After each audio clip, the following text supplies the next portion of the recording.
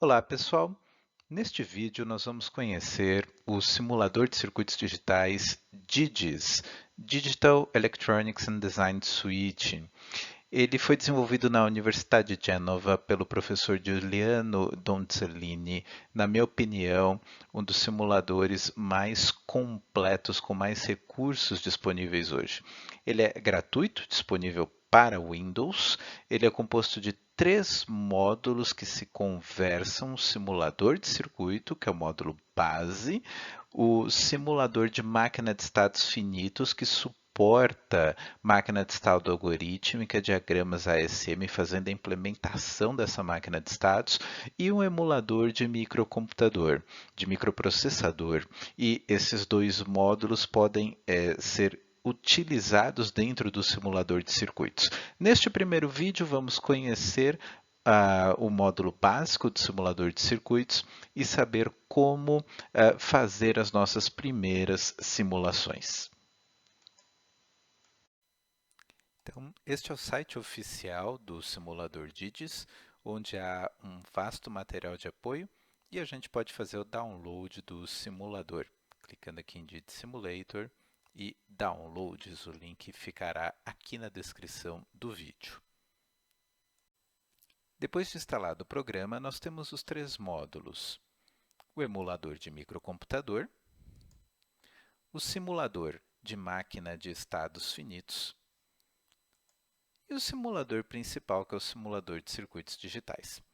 Essa tela inicial, nós temos esta barra de menu, onde nós temos as opções de componentes de entrada, saída, as ligações, ligação simples, barramento, e as opções de porta lógica, buffers, incluindo a porta negação, a porta inversora, portas E, portas não E, portas ou, não ou exclusivo, decodificadores, multiplexadores, demultiplexadores, circuitos extras como somadores, ulas, comparadores e complementadores, a partir de circuitos aritméticos, e nos circuitos sequenciais, os flip-flops,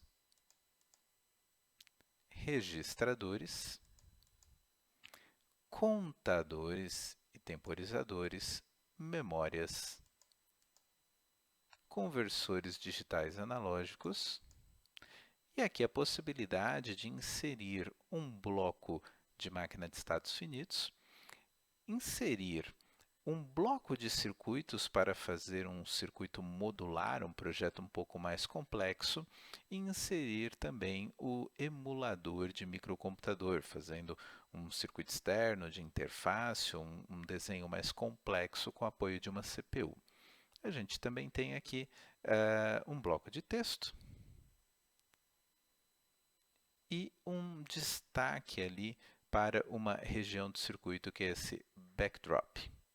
Então, essas são as opções que nós podemos usar. Boa parte delas está disponível em versões simples, como esses multiplexadores de 2, 4, 8, 16 entradas, e em versões barramento. Então, na versão simples, eu preciso fazer a ligação via a via do componente. Na versão barramento, eu já tenho todo o barramento para trabalhar com essas duas formas de ligação, trabalhando com barramentos ou trabalhando com a conexão comum fio a fio.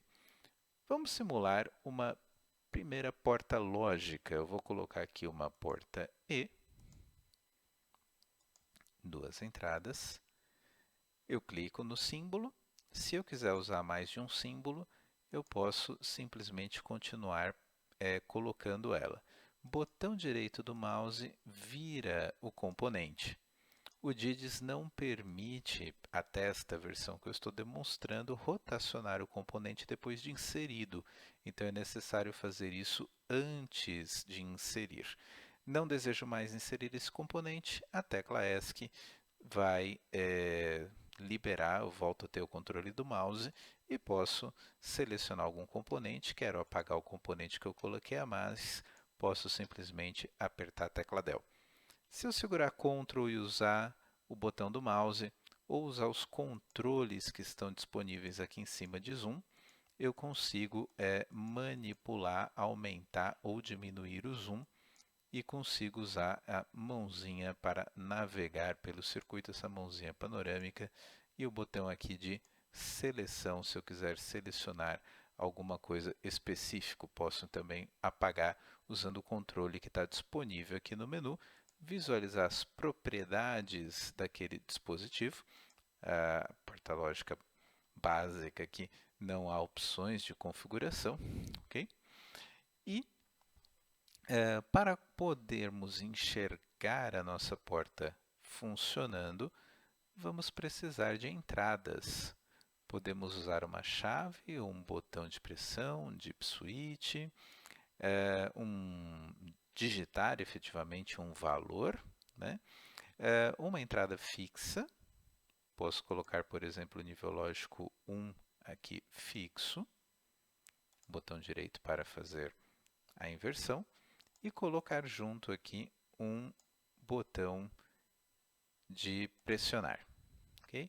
Veja que ele detecta a colisão, eu tenho que colocar afastado. Posso inserir aqui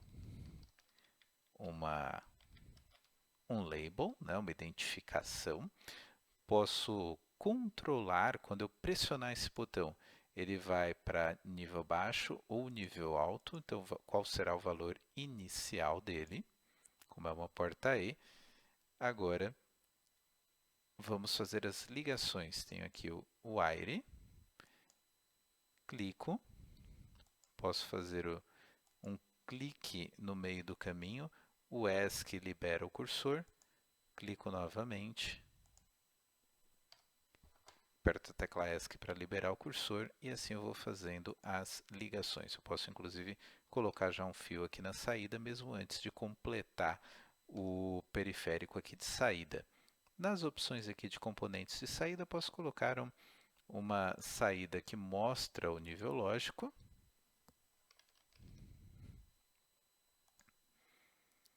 Ou posso colocar, por exemplo, um LED de teste ou algum outro ponto de teste a ser inserido nesse circuito.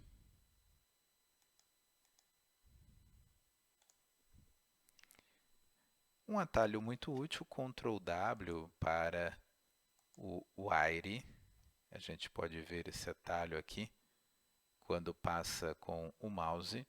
É um atalho bastante útil, já que o tempo todo a gente está fazendo as ligações. Aqui eu posso salvar o nosso projeto, é sempre uma boa prática. E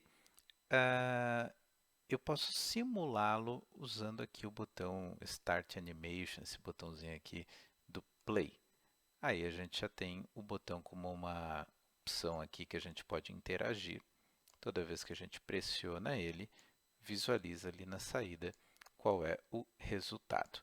Vou parar a simulação aqui no botão de Stop. E vou, por exemplo, trocar esse botão aqui por uma chave permanente, ó, um switch, aquela chave que quando a gente pressiona, ela já mantém o status.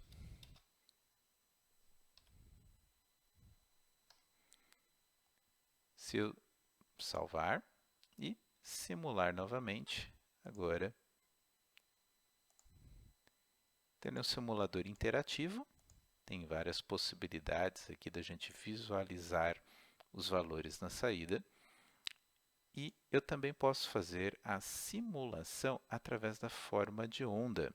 Então temos aqui o diagrama de tempo, Time Diagram, e eu posso desenhar aqui a minha forma de entrada.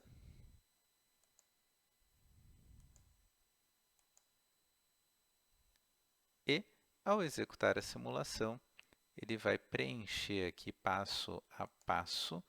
Tem essas barrinhas aqui que estão definindo aqui os cursores, até que ponto vai executar a simulação. E ele vai executando o valor para mim. Lembrando que é uma porta E, mas que eu deixei uma outra entrada fixa em 1, né? Por isso esse comportamento aqui. Então a gente consegue enxergar tanto comportamento ao longo do tempo, e aí eu posso estando com o circuito sequencial, tem o clock, posso ajustar o clock. Você talvez tenha reparado, quando é possível salvar a sequência de simulação aqui na parte gráfica. Não vou fazer isso agora, mas quando nós simulamos aqui, eu posso ajustar o clock. Se eu tiver com circuito sequencial, eu posso fazer esse ajuste aí para visualizar desde o funcionamento mais lento até um comportamento um pouco mais natural, digamos assim, com uma frequência mais alta em um circuito sequencial. Eu vou modificar esse circuito para inserir mais algumas portas lógicas para melhorar um pouco a nossa visualização. Se eu quiser remover vários componentes, eu posso simplesmente selecioná-los todos de uma vez. Isso vale também para mover diversos componentes e assim vai.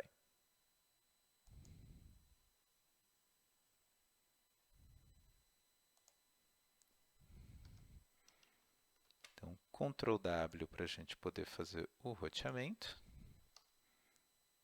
A tecla ESC permite que a gente passe, digamos assim, para o próximo ponto que a gente quer fazer as conexões, desenhar o circuito.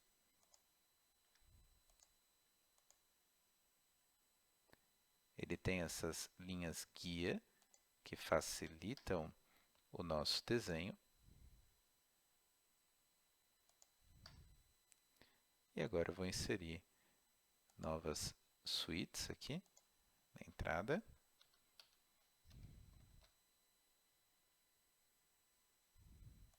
Atenção, ele não deixa sobrepor. Então, o meu desenho aqui, no caso, vai ter que ter um certo espaçamento.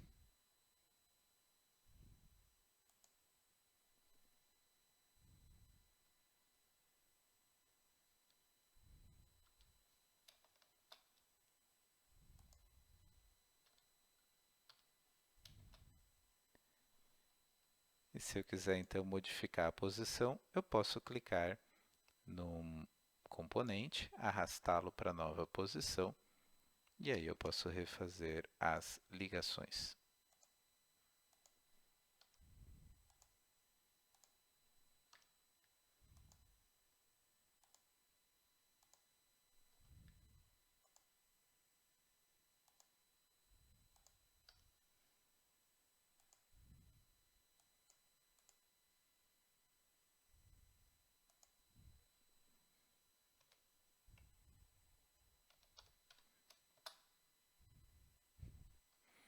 Novamente, para poder simular o circuito,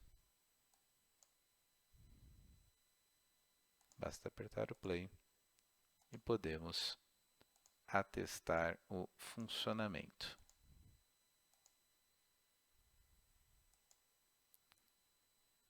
Você deve ter reparado que o DIDIS acrescenta os nós de maneira automática.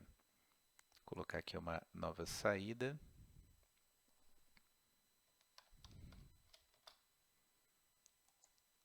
Uma porta inversora.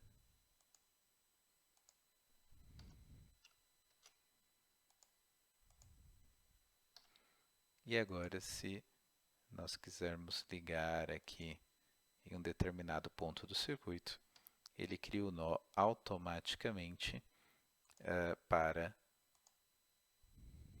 as conexões. Se eu tivesse errado essa conexão e necessitasse trocar, basta selecionar aqui o fio, desfiz e vou fazer a ligação no local correto. Vamos supor que, na verdade, fosse neste ponto. Ele não conecta, e ele só conectou, só criou o nó aqui no ponto onde eu realmente cliquei para que ele fizesse a conexão.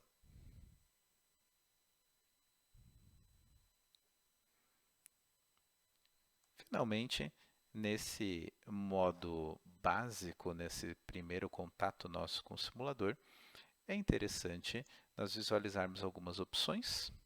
Eu posso colocar a grade, que facilita um pouco o desenho. Posso usar versões do componente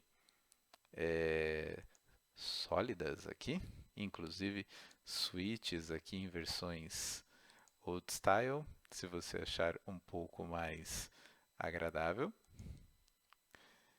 E temos opções também para visualizar apenas o esquemático, muito útil para você levar isso para um relatório, para uma documentação.